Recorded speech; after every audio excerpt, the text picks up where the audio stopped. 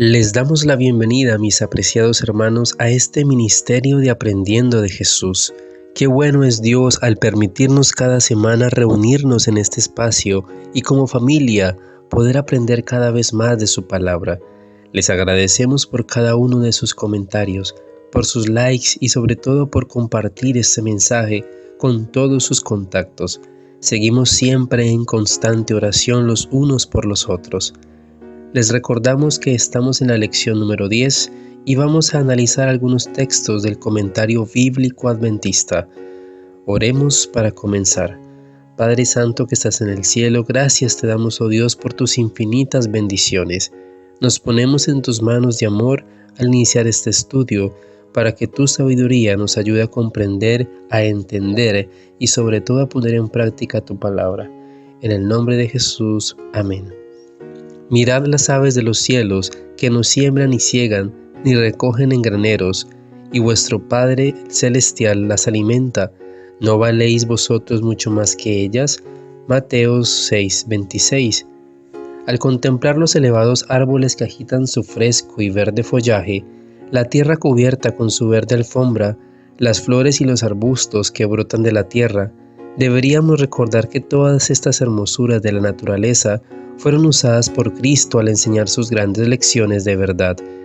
Al mirar los campos ondeantes de trigo, al escuchar los alegres trinadores en sus moradas entre las hojas, y al ver los barcos sobre el agua del lago, deberíamos recordar las palabras de Cristo, pronunciadas a las orillas del lago, en los bosquecillos y en las montañas, y los objetos similares de la naturaleza que nos rodean.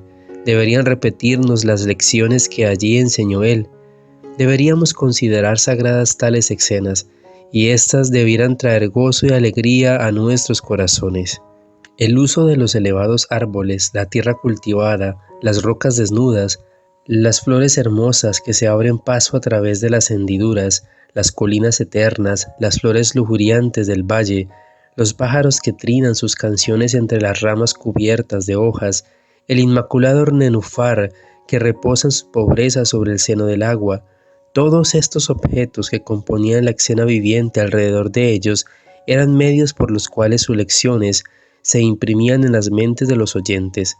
Así eran llevadas a los corazones de todos y los conducían suavemente de la contemplación de las obras del Creador de la naturaleza al Dios de la naturaleza.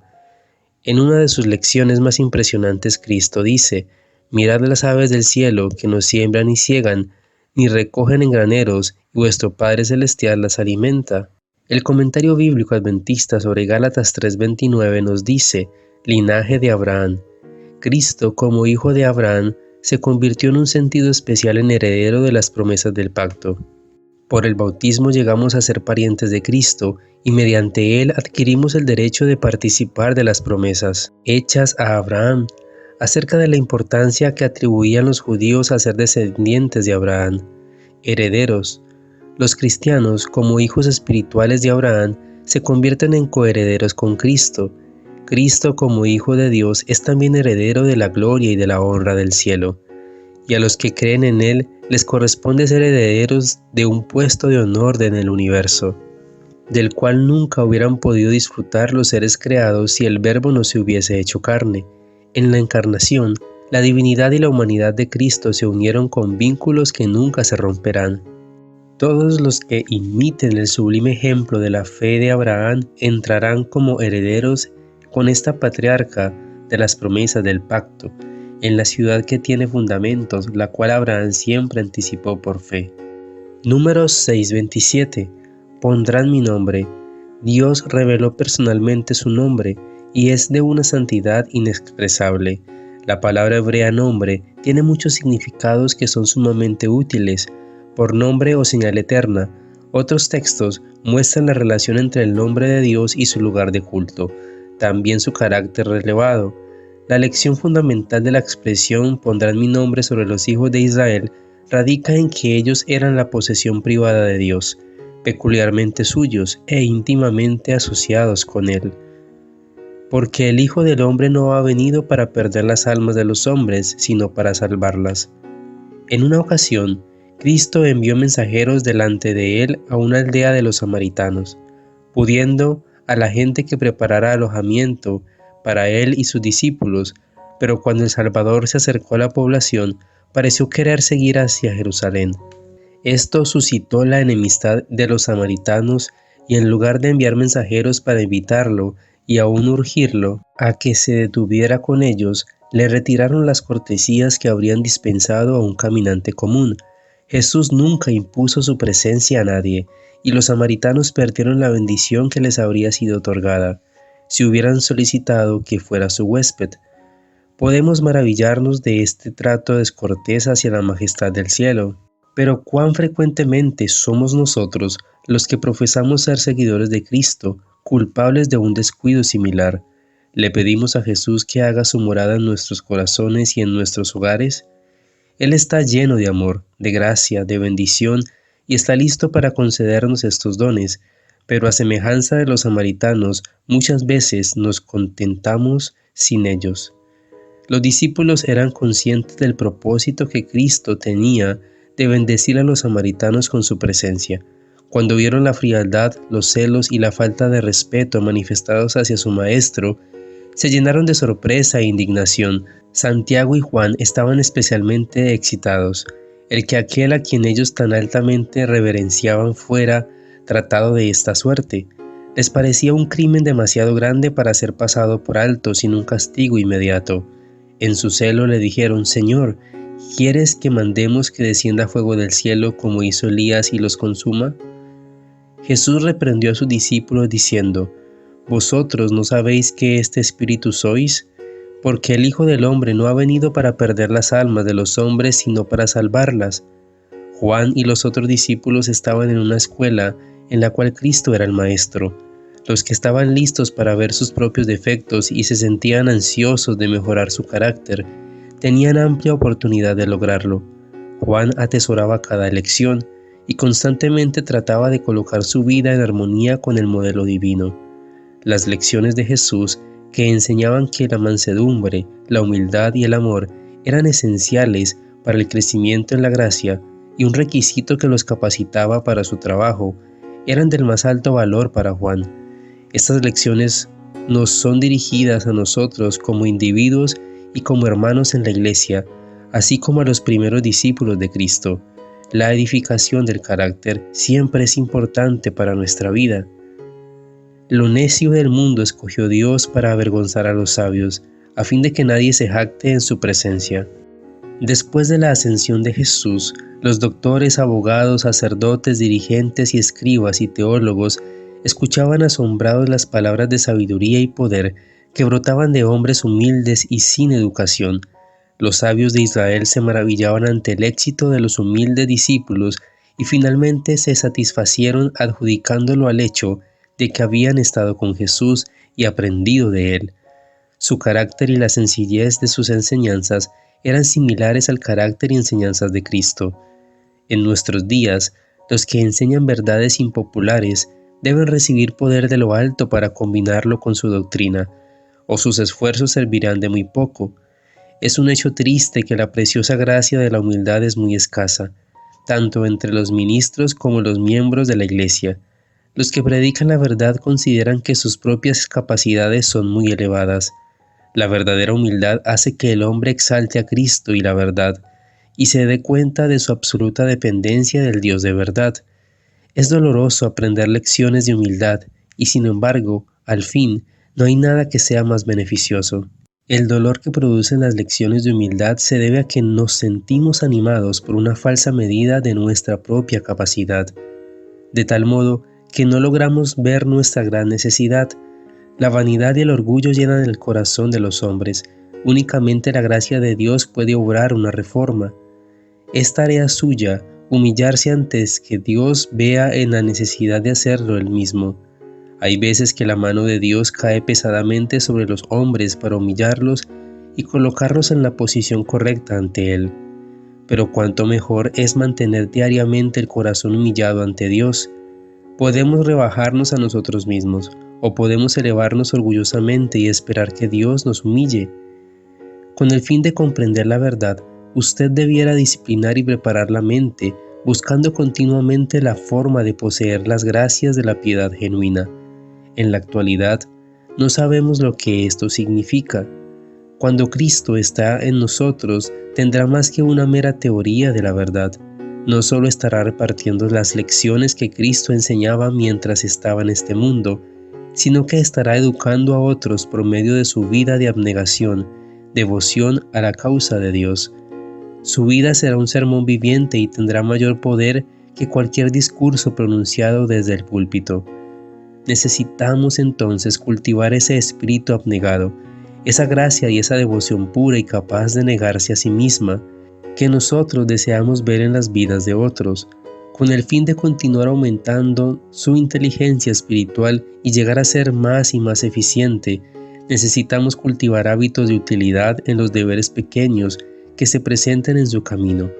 No espere la oportunidad de hacer una gran obra, en cambio, aproveche la primera oportunidad de ser fiel en lo poco, y de este modo podrá avanzar de una posición de responsabilidad a otra. Cristo enseñaba a sus discípulos junto al lago, sobre la ladera de la montaña, en los campos y arboledas, donde pudieran mirar las cosas de la naturaleza con las cuales ilustraba sus enseñanzas, y mientras aprendían de Cristo, usaban sus conocimientos al cooperar con Él en su obra. De esta suerte, mediante la creación hemos de familiarizarnos con el Creador. El libro de la naturaleza es un gran libro de texto, que debemos usar conjuntamente con las Escrituras para enseñar a los demás acerca del carácter de Dios y para guiar a las ovejas perdidas de vuelta al aprisco del Señor. Mientras estudian las obras de Dios, el Espíritu Santo imparte convicción a la mente. No se trata de la convicción que producen los razonamientos lógicos, y a menos que la mente haya llegado a estar demasiado oscurecida para conocer a Dios, la vista demasiado nublada para verlo, el oído demasiado embotado para oír su voz, se percibe un significado más profundo y las sublimes verdades espirituales de la palabra escrita quedan impresas en el corazón. En estas lecciones que se obtienen directamente de la naturaleza, hay una sencillez y una pureza que las hace del más elevado valor. Todos necesitan las enseñanzas que se han de sacar de esta fuente. Por sí misma, la hermosura de la naturaleza lleva al alma lejos del pecado y de las atracciones mundanas, y la guía hacia la pureza, la paz y Dios.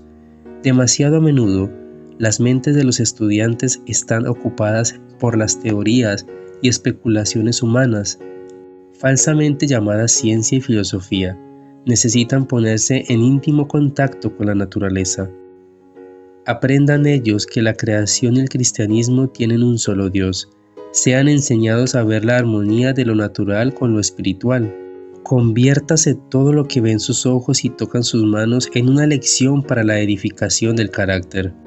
Así las facultades mentales serán fortalecidas, desarrollado el carácter y ennoblecida la vida en toda ocasión. El propósito que Cristo tenía al enseñar por parábolas corría parejas con su propósito en lo referente al sábado. Dios dio a los hombres el recordativo de su poder creador, a fin de que lo vieran en las obras de sus manos. El sábado nos invita a contemplar la gloria del Creador en sus obras creadas, y a causa de que Jesús quería que lo hiciéramos, relacionó sus preciosas lecciones con la hermosura de las cosas naturales. En el santo día de descanso, más especialmente en todos los demás días, debemos estudiar los mensajes que Dios nos ha escrito en la naturaleza.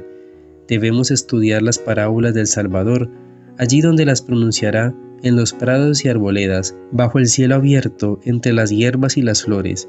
Cuando nos acerquemos íntimamente al corazón de la naturaleza, Cristo hace su presencia que sea real para nosotros y habla a nuestros corazones de paz y amor. Y Cristo ha vinculado su enseñanza no solo con el día de descanso, sino con la semana de trabajo. Tiene sabiduría para aquel que dirige el arado y siembra la simiente. En el barbecho y en la siembra, el cultivo y la cosecha, nos enseña a ver una ilustración de su obra de gracia en el corazón. Así, en cada ramo de trabajo útil y en toda asociación de la vida, Él desea que encontremos una lección de verdad divina. Entonces nuestro trabajo diario no absorberá más nuestra atención ni nos inducirá a olvidar a Dios. Nos recordará continuamente a nuestro Creador y Redentor. El pensamiento de Dios correrá cual un hilo de oro a través de todas nuestras preocupaciones del hogar en nuestras labores. Para nosotros la gloria de su rostro descansará nuevamente sobre la faz de la naturaleza. Estaremos aprendiendo de continuo nuevas lecciones de verdades celestiales y creciendo a la imagen de su pureza. Así seremos enseñados de Jehová, y cualquiera sea la suerte que nos toque, permaneceremos con Dios. Y todo lo que hagáis, hacedlo entonces de corazón como para el Señor y no para los hombres. Colosenses 3:23. La vida de Cristo desde sus más tempranos años fue una vida de fervorosa actividad. Él no vivió para agradarse a sí mismo, era el Hijo del Dios infinito. No obstante, trabajó en el oficio de carpintero con su padre José. Su oficio fue significativo. Había venido al mundo como edificador del carácter, y como tal, toda su obra fue perfecta. Toda su labor material se distinguió por la misma perfección que transmitía a los caracteres que estaba transformando por su poder divino. Él es nuestro modelo. Los padres debieran enseñar a sus hijos el valor y el debido uso del tiempo. Enséñeseles que vale la pena luchar por hacer algo que honre a Dios y beneficie a la humanidad. Aún en sus tempranos años pueden ser misioneros para Dios. Cualquiera que sea el ramo de trabajo en el cual nos ocupemos, la palabra de Dios nos enseña a ser en el cuidado no perezosos, ardientes en espíritu, sirviendo al Señor. Todo lo que te viniere a la mano para hacer, hazlo según tus fuerzas, sabiendo que del Señor recibiréis la compensación de la herencia, porque al Señor Cristo servís. Las lecciones dadas a los niños acerca de los deberes comunes del hogar pueden ser presentadas de tal manera que el Señor las aproveche para producir impresiones duraderas en sus corazones mediante ellas. Transformen estas cosas comunes de la vida en textos donde se puedan destacar las lecciones de la palabra de Dios. Enseñen a sus niños que deben aprender a realizar a la perfección todos sus trabajos de tipo mecánico. Al aplicar la exactitud y la destreza de sus deberes diarios, aprenderán lecciones espirituales que permanecerán con ellos durante toda su vida. Dios requiere que se utilice buen juicio y pericia en el planteamiento de nuestros trabajos. Al dar instrucciones acerca de la construcción del santuario terrenal, el Gran Maestro dejó establecidos principios destinados a ser una ayuda espiritual para Israel durante toda su experiencia futura.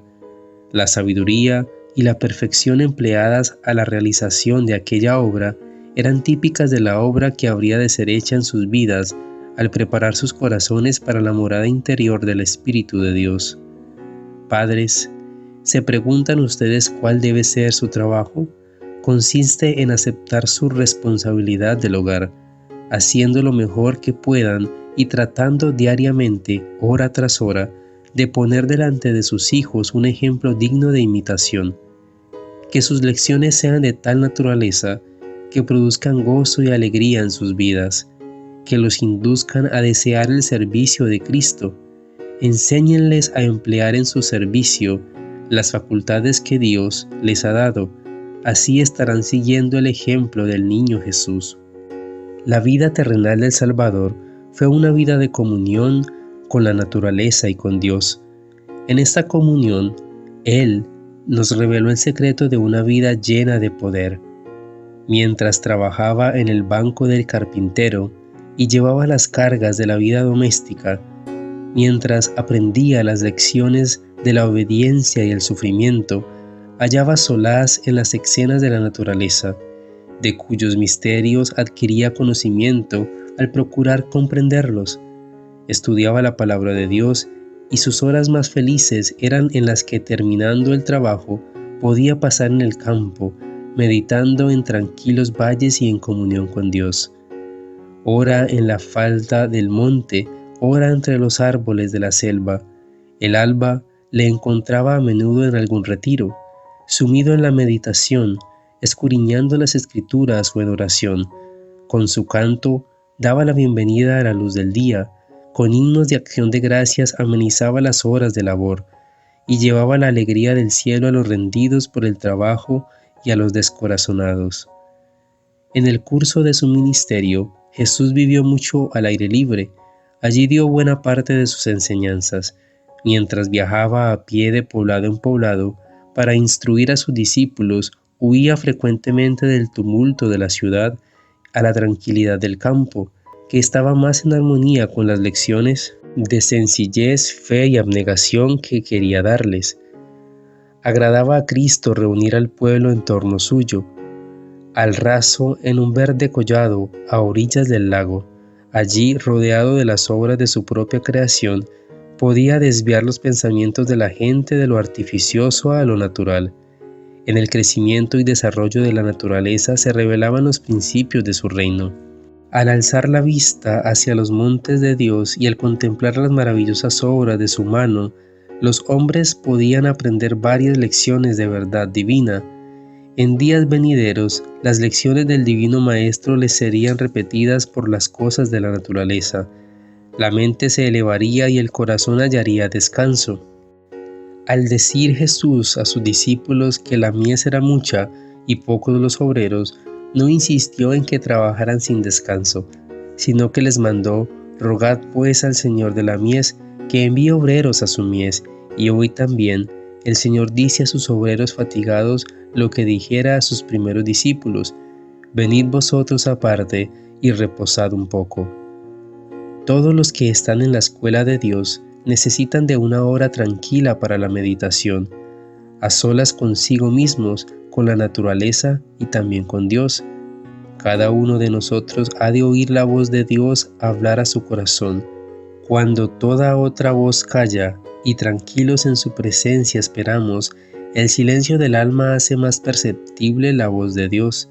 Él nos dice: estad quietos y conoced que yo soy Dios. Esta es la preparación eficaz para toda labor para Dios. En medio de la presurosa muchedumbre y de las intensas actividades de la vida, el que así se refrigera se verá envuelto en un ambiente de luz y paz. Recibirá nuevo caudal de fuerza física y mental. Su vida exhalará fragancia y dará prueba de un poder divino que alcanzará a los corazones de los hombres. Qué importante es, mis apreciados hermanos, que tengamos presente en nuestra vida las lecciones que nuestro Dios quiere darnos a comprender. Y no solo eso, que podamos poner en práctica cada enseñanza, cada exhortación y cada llamado a poder ser cada día diferentes en el nombre de Jesús para gloria suya.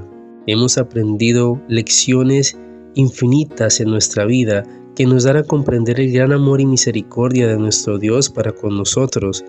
Es por eso que cada día el Señor nos llama a que podamos atender a cada llamado y a cada lección, a que podamos también entregar nuestra vida por completo a Él y ser discípulos para poder dar al mundo el mensaje de salvación, aprendiendo de su palabra en cada momento. Ese es el mensaje principal de esta lección número 10 por medio de lo que hemos estudiado en este video. Vamos a orar para terminar. Padre Santo que estás en el cielo, gracias te damos, oh Dios, porque nos cuidas y porque nos proteges. Gracias, Señor, por la bendición de poder estudiar tu palabra, porque nos das lecciones para nuestra vida espiritual, porque nos amas y porque tenemos la bendita esperanza de que volverás por nosotros. Te pedimos de forma especial, Señor, por todas las personas que se han quedado hasta el final de este audio video, que puedan ser contestadas las oraciones que con humildad han sido elevadas al cielo, por cada persona que tiene algún problema económico, de salud, familiar, que seas obrando en sus vidas conforme a tu santa y divina voluntad. Gracias, oh Dios, porque nos escuchas, porque tu poder es infinito para con nosotros y porque nos das cada día esperanza y motivación. En el nombre de Jesús. Amén.